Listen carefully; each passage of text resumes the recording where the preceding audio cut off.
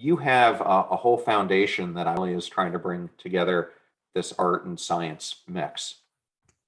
Yeah, and thanks for asking. It's called the Space for Art Foundation, and it really got its start. I had the chance to paint while I was in space. I brought a watercolor kit with me, painted while I was on the space station, which even then, and I could say in hindsight, was really a personal highlight of the experience, being able to do something I love, down here on Earth. It's not really thought of as too spacey, kind of bringing the human to human space flight. And there's so much of that that goes on with the crew members up there, whether it's art or music or poetry happening since the beginning of spaceflight, really.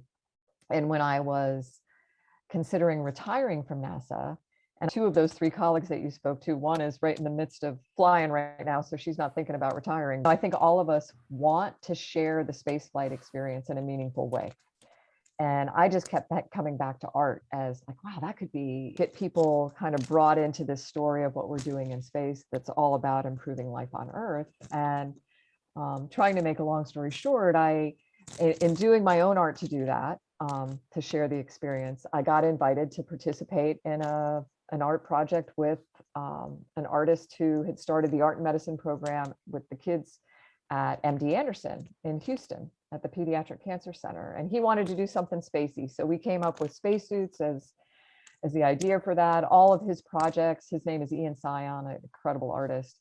All of his projects had always been the kids would create one little individual piece of art, and then he would build it all out into some, large scale art piece, like a big dragon where every scale was a kid's piece of art, or big murals, or wrapping buses and things like that. And so the kids got to see their art come together that way.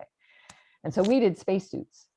And while working with the kids one day at MD Anderson, I really think that it became clear to me what my next mission in life needed to be, and that it was going to really beautifully pull together everything I loved about space and art and working with these kids. And it came to me because I was talking to a little girl who was there for cancer treatment, and I'm painting with her, and I think she was painting a piece to go on this suit that I know on radio or on podcast you might not be able to see if I have the colorful spacesuit.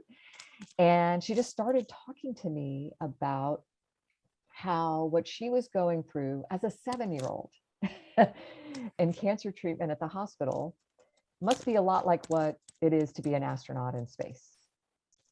And I have to tell you, John, that I get goosebumps every time I think about it. Wow. It like completely stopped me in my tracks. And I'm like, okay, I just kept smiling. I'm like, what do you mean? You go to space and you don't get to see your mommy and daddy the same way, or your friends. You can't just go outside anytime you want. You have to eat all different kinds of foods, and your body's changing, and they're doing all kinds of tests on you. I think you have radiation that you have to, I'm like, oh my gosh, like talk about beyond her years wisdom, like just coming Wow. out effortlessly, just like it was just matter of fact, which I guess it is. And I just found it to be so true and compelling. And in this place where we had brought space exploration as the inspiration, to kids who are going through what you hope is the worst thing they ever have to deal with in their life, they're sitting up straighter, they're feeling better, they're transcending it in some way that allows them to think about their future. And that just, I was like, okay, I went to space, so I can work with these kids.